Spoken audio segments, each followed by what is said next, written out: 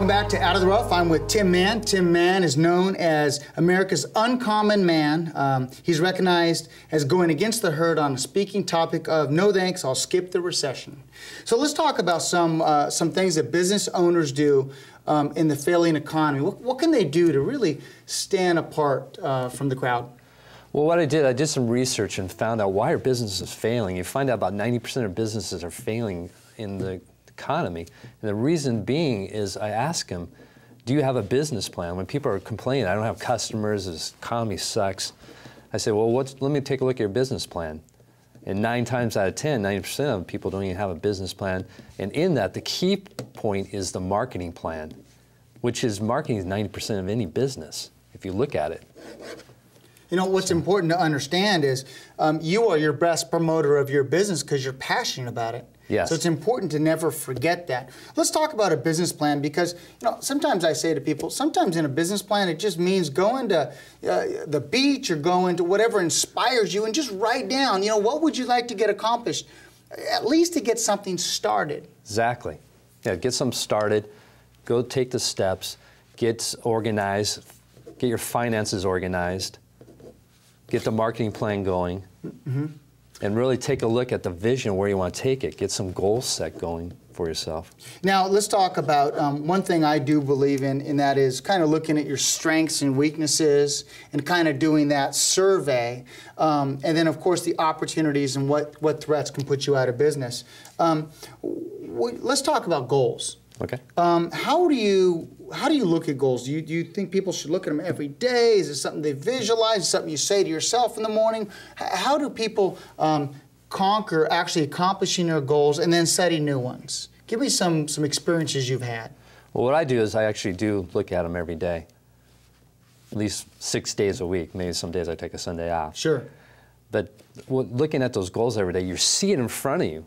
Mm-hmm. And you see, God, I need to accomplish this. This is where I'm going. This is the direction I'm headed. Mm-hmm. And that puts you in that direction. Instead of putting it off, if you don't look for a goal for like 6 months or a year, then you forget about it. Mm-hmm. So if you constantly have it in front of you, then you're more likely to achieve it. Yeah. And that's the first thing. And then I sit there and visualize. I spend about 15 minutes a day, and I get onto my leather couch, and I just see what I want to accomplish. Mm-hmm. Mm-hmm. I see the business the way I want it. I see money coming in. I see new clients coming in. Mm-hmm. And so is that part of the mindset of no thanks, I'll skip the recession?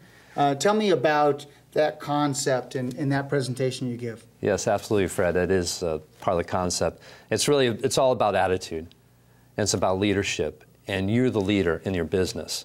And if you have employees under you, tell them your vision. Tell them this is the direction you want to take the business. Mm-hmm. So they know, so they're not lost in, why am I doing this? Why are you making me do this? You know, it's interesting because I'm a firm believer that if you share your vision with others, good people, or I should say successful people, and I'm not talking financial, I'm talking about successful people that are successful being happy, successful in their marriage, successful with life in general, will want you to be successful and maybe give you some of the solutions to being successful.